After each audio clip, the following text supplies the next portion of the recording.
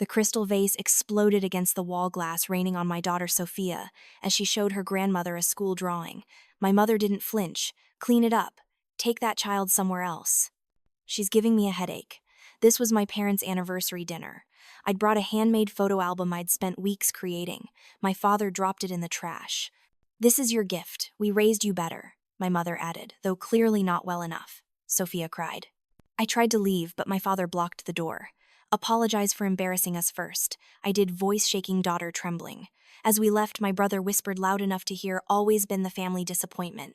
That night, Sophia asked why Grandma and Grandpa hated us. I remembered my late grandmother's lawyer's card, the sealed letter with instructions to open when the time was right.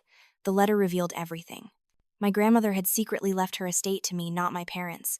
She'd witnessed their cruelty and wanted Sophia and me protected. But there was a condition: wait until they publicly humiliated me again, then present the will at a family gathering. She documented their financial dependence on her estate, which they believed they'd inherited. They'd been living off a trust they thought was theirs, controlled by the law firm. One word from me, it would stop.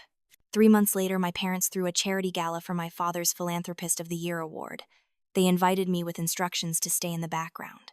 I wore my best dress, brought Sophia and my grandmother's lawyer disguised as my date.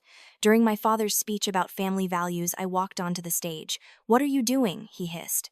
I took the microphone, giving everyone the truth about generosity. The lawyer distributed copies of my grandmother's real will and records showing how my parents lived off money they never earned. The room fell silent. My father's face turned purple. The club president asked him to step down.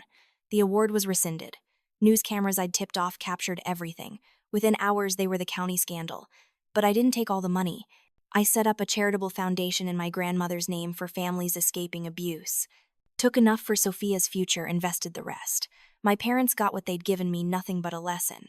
2 years later, visiting my grandmother's grave, I noticed 2 figures at a distance. My parents, worn and diminished. Lost house, social standing, fake friends. Sophia asked, "Should we say hi?" I smiled. "No, sweetheart. Some people aren't family just because they're related." We walked away, leaving them in shadows. Not with hatred, but indifference.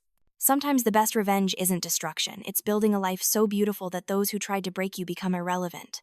Subscribe for more inspiring stories of people who reclaimed their power.